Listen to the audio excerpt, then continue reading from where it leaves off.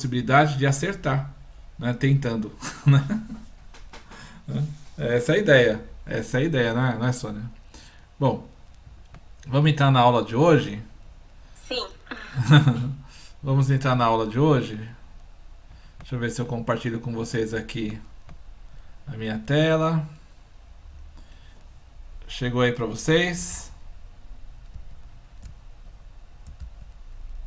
Sim. Muito Sim. bem.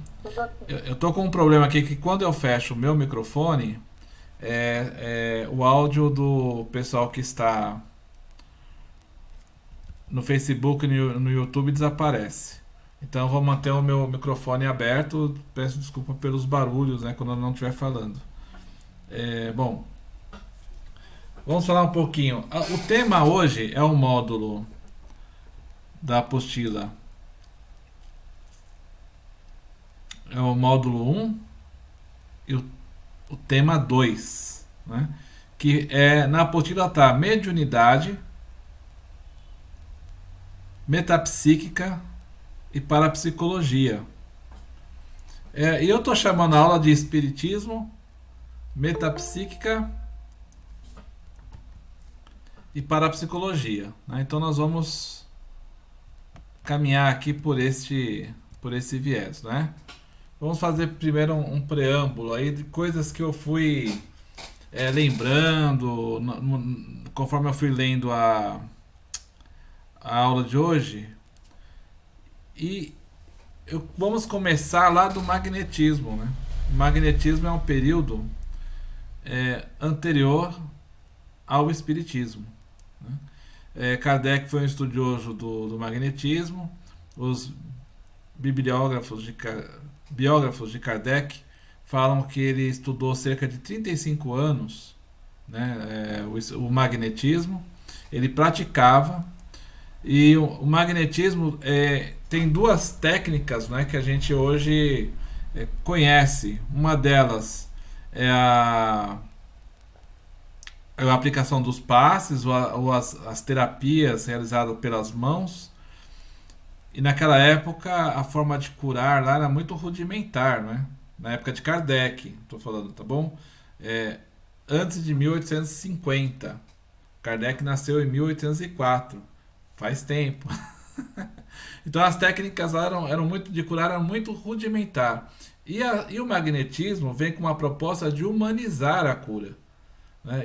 E eles descobriram que através de passes, de aplicação da vontade do magnetizador e aplicação, imposição das mãos e de passes, eles conseguiam melhorar a saúde da pessoa. Isso hoje é tema de pesquisa em faculdades e é comprovado realmente que a imposição de mãos provoca uma melhora na saúde do indivíduo, né?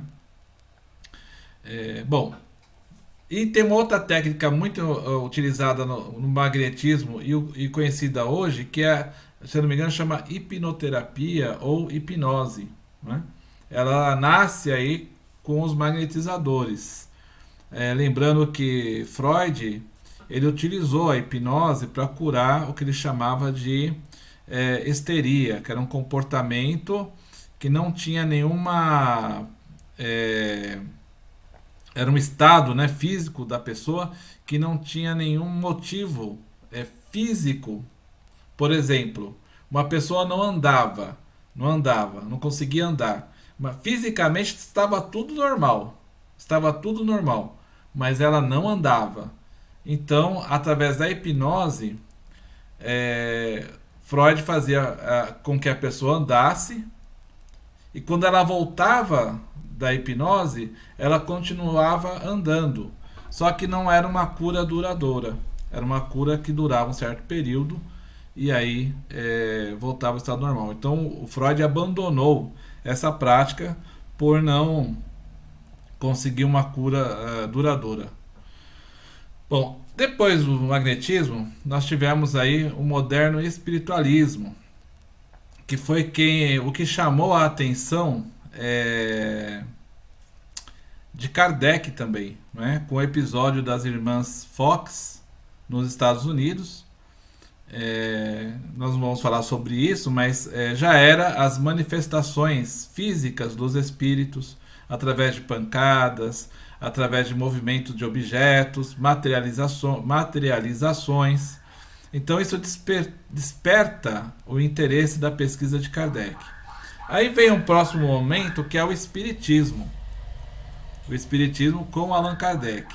E após o Espiritismo, aparece esses dois movimentos chamados metapsíquica e parapsicologia. Nós vamos conversar um pouquinho sobre eles agora, né? Em 1857, Kardec publica, né, o Livro dos Espíritos. Esse é um marco do Espiritismo. Então, o magnetismo e o espiritualismo, ou o moderno espiritualismo, fica para trás. Então, a gente tem como marco aqui para nós o Espiritismo. Muito bem. Em 58, Kardec publica um livro chamado Instruções Práticas sobre as Manifestações Espíritas, que vem em 1861 se transformar no Livro dos Médiuns. Só que o Instruções Práticas era um livro mais reduzido, um pequeno manual para a gente poder entrar em comunicação com os espíritos. Era um manual para os médiuns, né? Para os evocadores e médiuns, né? Isso em 1858. Depois de 61 vai se transformar no Livro dos Médiuns. O Livro dos Médiuns, para quem está acompanhando o Comece pelo Começo, né, nós vamos começar a entrar nessa parte ainda da mediunidade, é um tratado, né, é um guia sobre mediunidade e sobre médiuns. Kardec ali exaustivamente aborda o assunto, faz um catálogo de todos os tipos de mediunidade, dos tipos de médium, e tenta explicar como se dá o fenômeno e como ele pode ser praticado com segurança. Então é um verdadeiro tratado sobre mediunidade. Daí o tema da aula de hoje, né, falando sobre mediunidade, metapsíquica e parapsicologia. Mas lembrando que nós falamos sobre mediunidade da ótica espírita. Então o espiritismo, ele trata da mediunidade, né? Ele aborda a mediunidade. Em 1882, aí nós já estamos pós Kardec, né? Kardec desencarna em 1869, tá certo? Então vamos falar assim, os espíritas encarnados estão órfãos da presença física de Allan Kardec. Mas nós vemos alguns espíritas envolvidos, né, com a metapsíquica. Entre eles a gente pode falar aqui sobre o Camille Flammarion e o Gabriel Delany, né? Camille Flammarion, ele faz o discurso no dia do funeral, né, de Allan Kardec. E Gabriel Delany também é contemporâneo a Allan Kardec. E eles vão formar uma sociedade de pesquisas psíquicas. Se eu não me engano, a sede dessa sociedade é na Inglaterra, não é? Kardec foi francês, não é? E fundou a Sociedade Parisiense de Estudos Espíritas. E esse movimento da metapsíquica funda uma sociedade de pesquisas psíquicas. Eles queriam, através da ciência, né, entender o funcionamento da mediunidade. Então, William James, William Crookes, Camille Flammarion, Charles Richet, Gabriel Delany, eles vão, assim, à exaustão, investigar os médiuns. E você sabe que os médiuns, nessa época, eles eram submetidos a situações vexatórias e às vezes doloridas, né? Eles amarravam os médiuns por horas em cadeiras, enquanto eram provocados os fenômenos de efeitos físicos, especialmente, eram fenômenos que desgastavam muito os médiuns. Os médiuns eram colocados em gaiolas, né, para que não tivesse contato com nada no seu exterior. Eram levantados do chão, né? Enfim, eles eram examinados, vamos falar assim, quase sem nenhuma ética, porque os cientistas queriam descobrir se aquilo era uma fraude ou se aquilo era real. Nós temos até um personagem do mundo da mágica, não é? Eu acho que é o Rondini, se eu não me engano, que ele investigava os fenômenos espíritas e queria provar que aquilo tudo era mentira.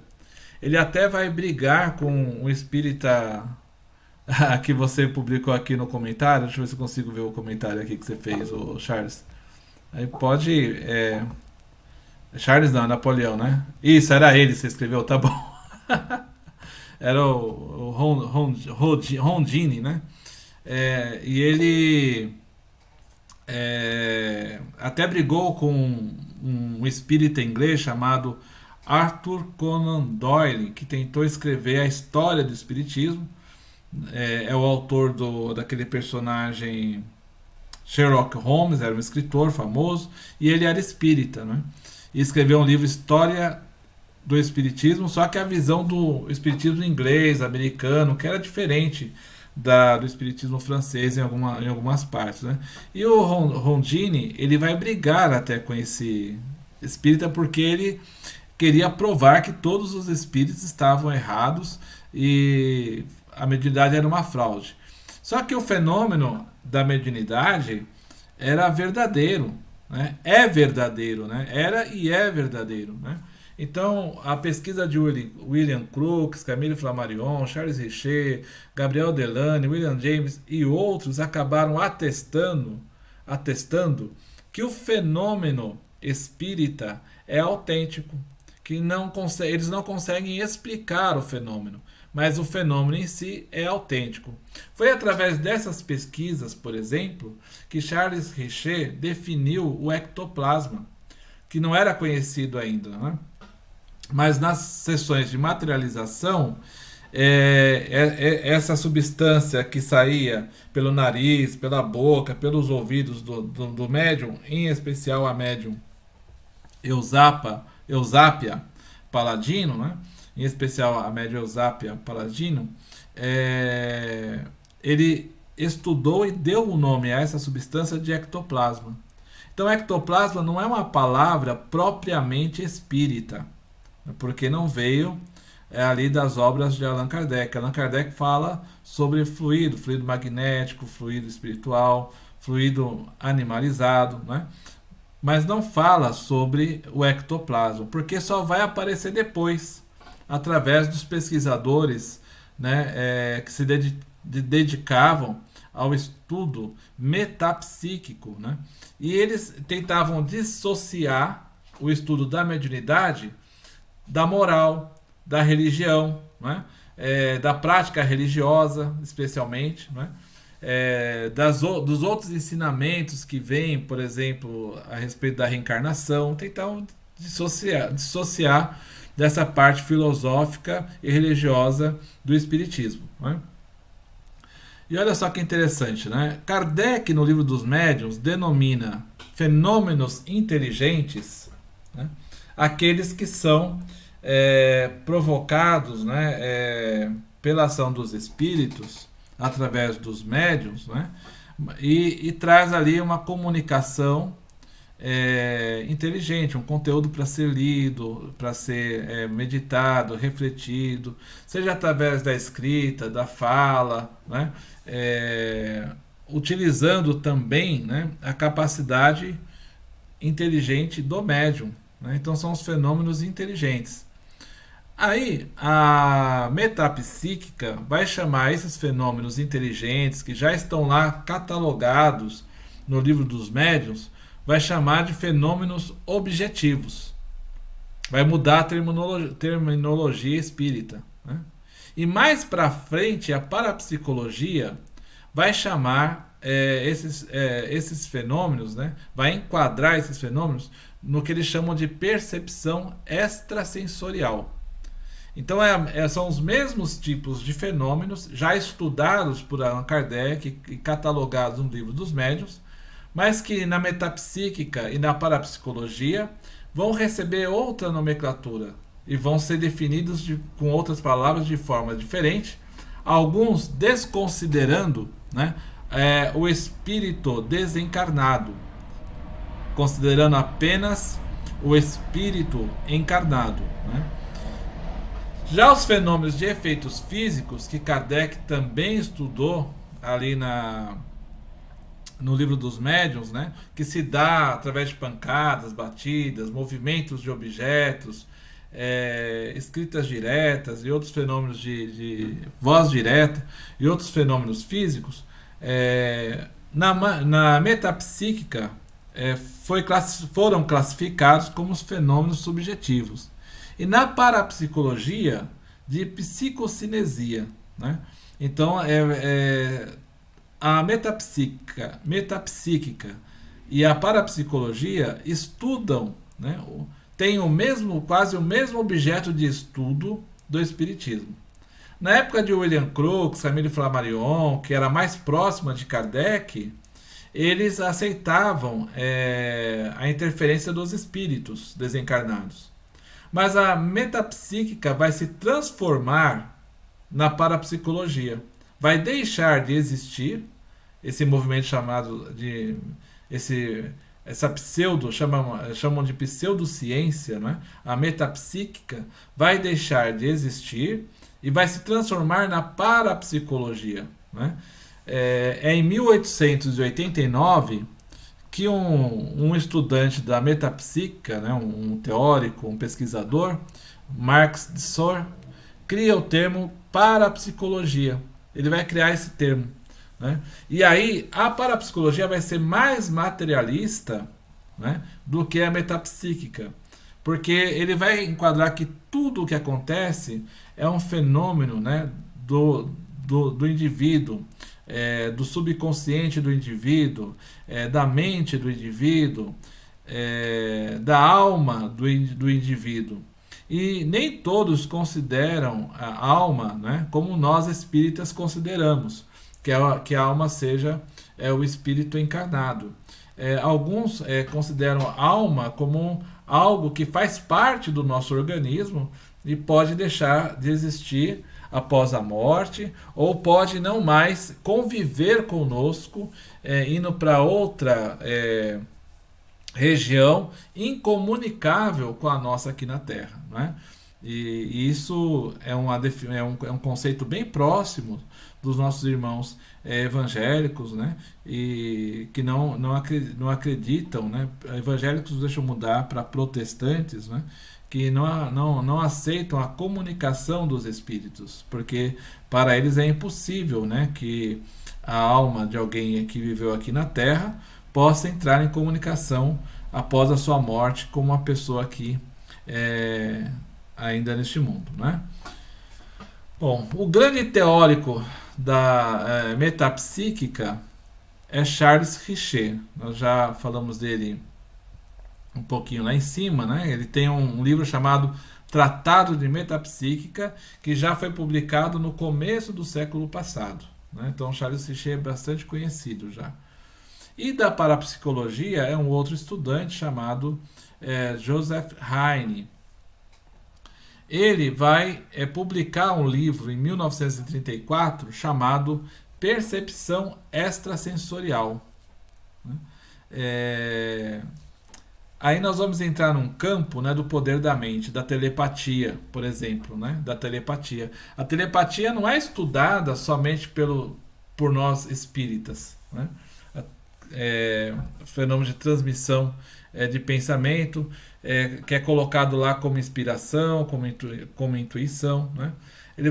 Esse estudo vai entrar também em outras áreas. Por exemplo, na Guerra Fria, após a Segunda Guerra Mundial, tanto os russos quanto os americanos estudaram muito a parapsicologia e a capacidade de percepção extrasensorial, porque eles queriam, por exemplo, espionar, né, um outro país. Eles achavam que através da paranormalidade, através de sensitivos, aí sai a palavra médium, que Kardec utiliza a palavra médium, e vai entrar a palavra sensitivo, vidente, né, algumas vezes. Através dessas pessoas dotadas de uma certa paranormalidade, eles queriam espionar, né, o outro lugar. Por exemplo, entrar em contato com alguma pessoa que estivesse presa e através da telepatia descobrir aonde ela está ou descobrir outras situações. Nós podemos dizer que outros segredos, né, de Estado. Nós podemos dizer que isso não progrediu muito, né? Isso não foi muito para frente, né? Mas ficou um legado, né? Ficou um legado. Quando nós assistimos os filmes americanos, né, que tem lá a presença do sensitivo, do médium, do paranormal, sendo contratado, né, pela unidade, né, de investigação de crimes, por exemplo, para desvendar, solucionar um crime.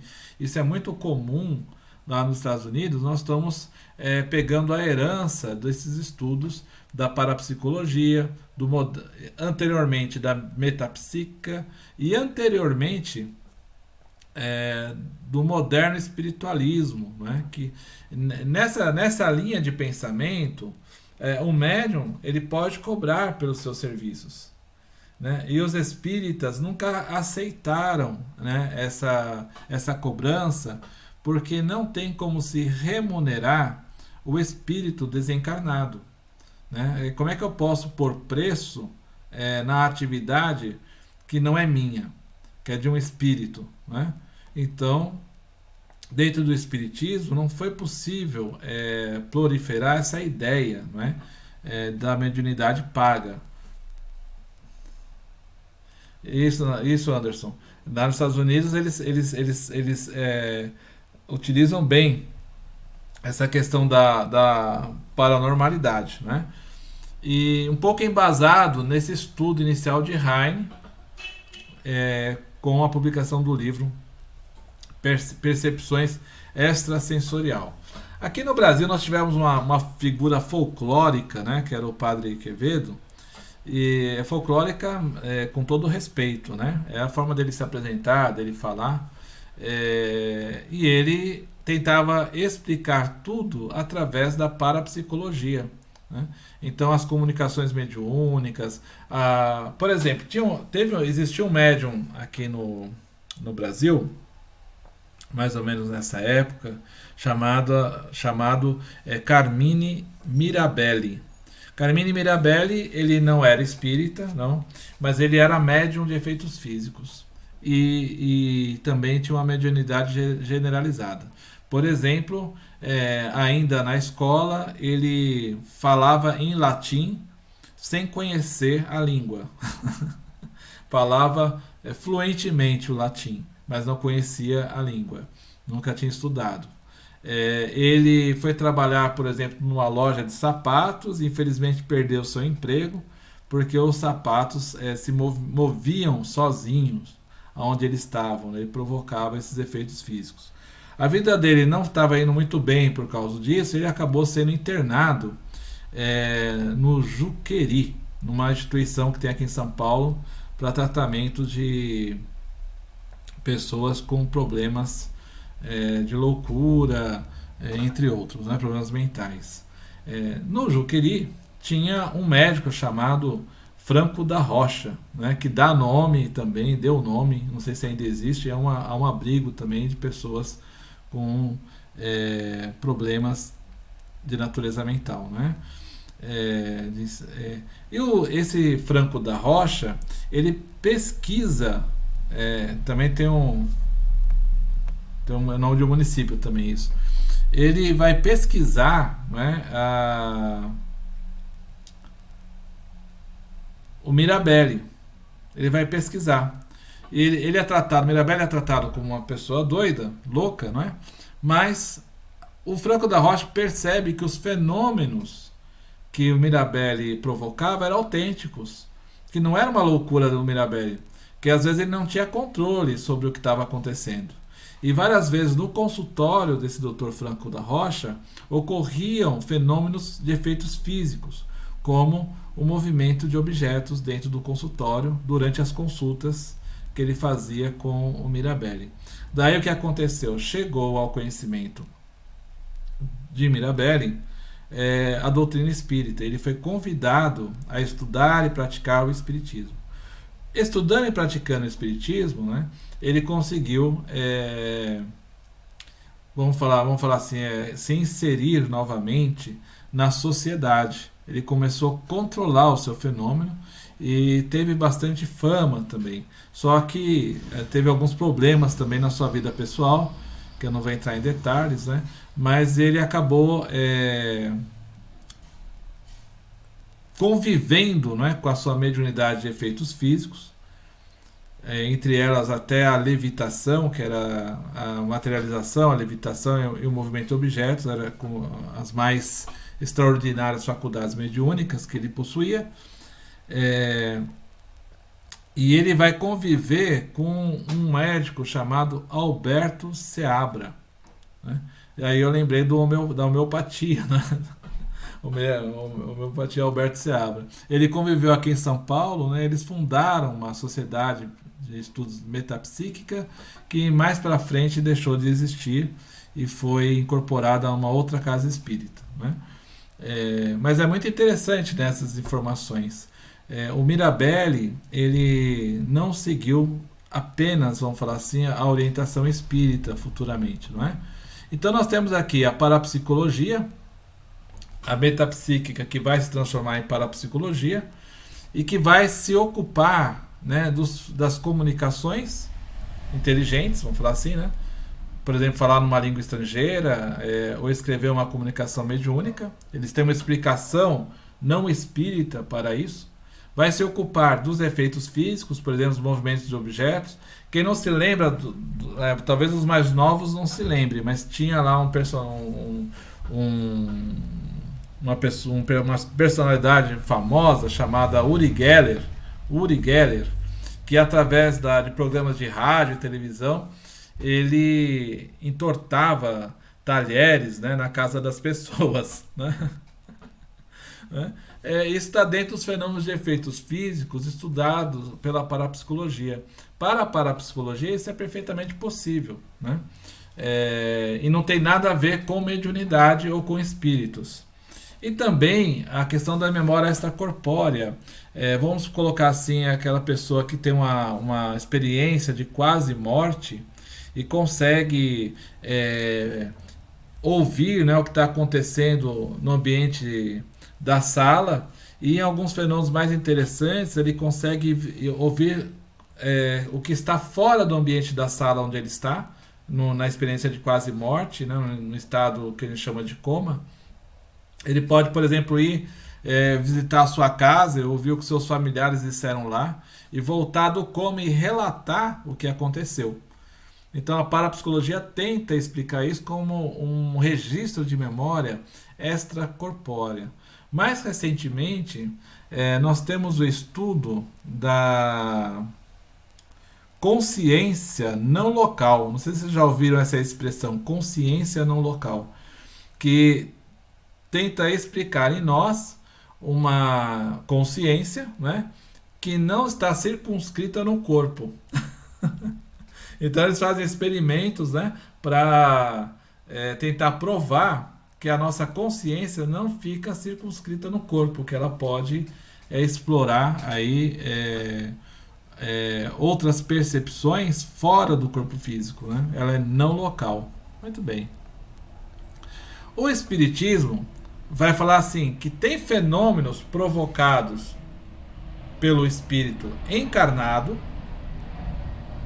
e aí vai chamar esse fenômeno de fenômeno anímico. Então o Espiritismo não nega a parapsicologia e nem a metapsíquica. Não. Ele só vai falar o seguinte: tem uma categoria de fenômeno que nós podemos chamar de anímico. Esse fenômeno anímico é o próprio espírito do médium, é o próprio espírito encarnado que provoca o fenômeno. Nós, na condição de espíritos, podemos provocar o movimento de objetos. Nós podemos ter sonhos premonitórios, visões do mundo espiritual, premonições. enquanto espírito encarnado, que nós o somos. Mas, muitas vezes, nós não podemos falar que esse fenômeno é apenas provocado pelo espírito encarnado. Na maioria das vezes, esse fenômeno está associado à influência espiritual, né? Então, há espíritos que se comunicam através de nós neste momento, ou nos ajudam a ter as percepções que a gente chama de anímica. E há casos, né, em que o fenômeno é totalmente provocado por espíritos que não são alheios, vamos falar assim, à vontade do médium, à capacidade do médium, que são os fenômenos genuinamente espíritas, né, que vêm através da mediunidade, né? Então, dentro do espiritismo, a gente considera o fenômeno anímico, que é provocado pelo próprio espírito do médium, ou a alma do médium, vamos falar assim, né? E o fenômeno mediúnico, que é provocado por um espírito desencarnado, uma inteligência que não é a do médium, né? Que provoca o fenômeno, e o médium é apenas o intermediário. Daí Kardec definir médium dessa forma, né? Definir médium como intermediário entre o mundo dos espíritos e o mundo material, né? Por fim, o Espiritismo nos traz uma condição da prática da mediunidade que envolve moral e envolve religião, né? Ou vamos falar, tem gente que não gosta da palavra religião, mas envolve religiosidade, que é a mediunidade com Jesus, né? Então, no Espiritismo, a prática da mediunidade está atrelada à utilidade, à verdade, a provocar o bem e ao altruísmo, né? ou a caridade, que é não se cobrar, né? pela mediunidade, né? A mediunidade é uma doação e não é uma fonte de recursos ou de sobrevivência material, né? Mas é interessante perceber, né, no início da nossa conversa, né, que a metapsíquica e a parapsicologia, de certa forma, né, se fortaleceram no espiritualismo, no moderno espiritualismo e no espiritismo. Começaram daí, foram, vamos falar assim, uma vertente, não é? Uma vertente que tentou caminhar só dentro da ciência, né? E caminhando só dentro da ciência, acabou se afastando da religiosidade, né? E também da questão da imortalidade da alma, né? Hoje nós temos outras ciências, né? As ciências, vamos falar assim, oficiais, porque tanto metapsíquica quanto parapsicologia são pseudociências, ou ciências que não preenchem todos os critérios para serem chamadas de ciência, né? Embora seja estudada e praticada com muito rigor. Eu lembrei agora aqui do Valdo Vieira, né? Valdo Vieira, ele desenvolveu uma ciência chamada projeciologia. A projeciologia ou conscienciologia que Valdo Vieira desenvolveu tem o pé na parapsicologia, né? Então está desvinculada do espiritismo, apesar de muito do que eles estudam lá tem a ver com o espiritismo. Para concluir e deixar um pouquinho a palavra a cada um, porque o nosso horário de encerrar vai ser às 10 horas e 15 minutos, para concluir, eu vou reforçar a utilidade da publicação do Livro dos Médiuns. O Livro dos Médiuns é o maior tratado sobre esses fenômenos que nós estamos conversando aqui. Tanto os metapsíquicos quanto os parapsicólogos, né, eles leram a obra de Kardec, especialmente o Livro dos Médiuns, tá bom? E a classificação que eles utilizaram para os fenômenos que estávamos estudando não é muito diferente da classificação que Kardec utilizou. E por que não utilizaram a base de Kardec? Deixaram Kardec de lado e tentaram criar uma outra nomenclatura. Provavelmente, né, porque eles achavam Kardec religioso demais.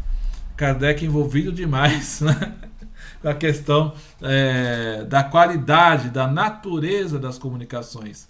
Kardec falava das comunicações dos bons espíritos, Kardec falava das comunicações dos espíritos imperfeitos, né? Então, por essa questão de Kardec se ater à natureza e à finalidade das comunicações, talvez esse pensamento mais científico tenha se afastado das obras originais de Allan Kardec, né? Então, eu vou abrir aqui a conversa com todos.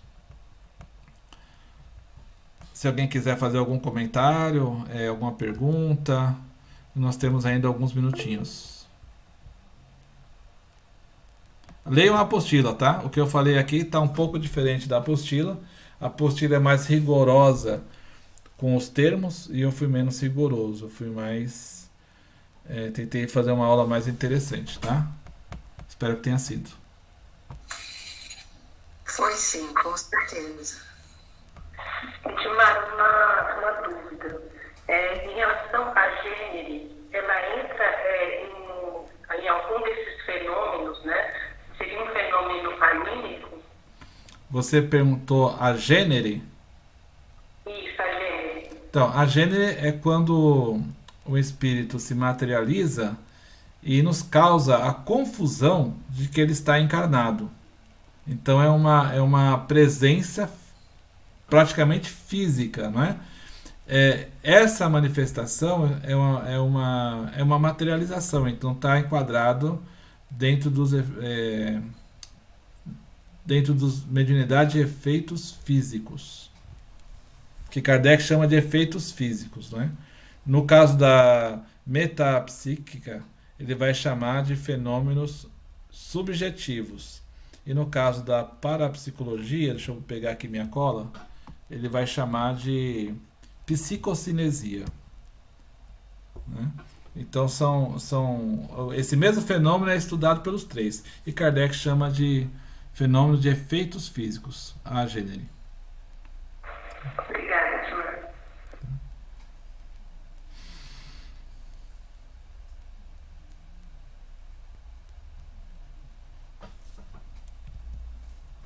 Bom, se não temos perguntas nem comentários, podemos encerrar.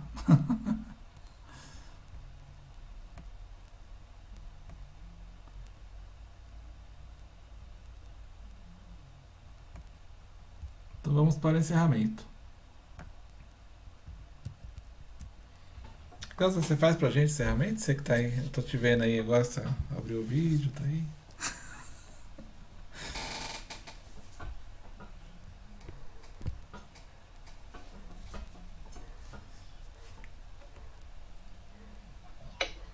O povo quietinho, né? Será que dormiu todo É mundo? pra encerrar, pra poder acabar no horário. Bom, então vamos. A Silvia abriu o vídeo pra falar que não dormiu, que tá acordada. Tá acordada, né? Agora o resto, acho que dormiu. Vamos elevar o nosso pensamento a Jesus, nosso Mestre. Agradecer por essa oportunidade, por este reencontro de aprendizado. E rogar que durante o desdobramento do sono físico possamos nos reunir, ser merecedores, nos prepararmos para nos reunir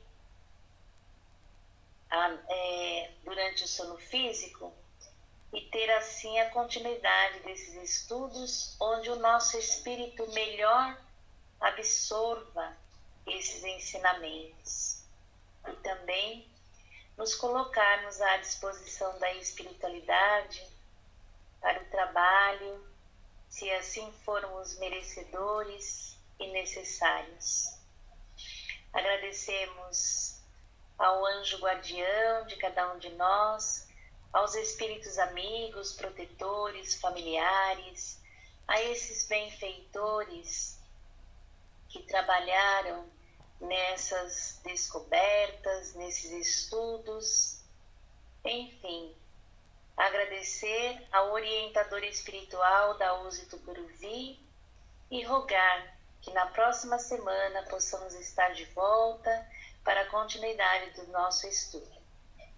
Que assim seja, Muita paz a todos e até a próxima semana. Que assim seja. Não esqueçam de colocar a presença, tá, gente? Eu estava esquecendo de falar. O formulário de presença está nos comentários aqui no chat. Também está nos comentários do Facebook e no comentário do YouTube. Tá bom? É um link para a presença. E boa noite. Obrigado pela paciência. Boa noite. Boa noite. Boa Boa noite. noite, amigos. Boa noite a todos. Obrigada pela aula, Edmar. Foi ótimo. Obrigado eu. Obrigada. Gratidão. Boa noite a todos. Outra aula também. Boa noite. Boa noite a todos. Marisa, Boa formulário. noite. Até semana que vem. Opa. Até semana que vem. Diga O só. formulário tem que preencher a mesma coisa toda vez? É o nome, né? Acho que tem que pôr o nome. Tá. É isso que eu queria entender, porque eu já tinha preenchido da outra É vez. de presença, né? É uma lista de presença. Então você assina Tá. todas as vezes. Entendi. E aí você pode colocar sugestão, né? Você pode, né, colocar alguma dúvida. Tem um espaço, Tá. mas não precisa escrever, só tem um espaço. Não, eu agora eu entendi. Obrigada. Tá bom. Boa noite. Muito obrigada pela aula. Obrigado eu pela companhia.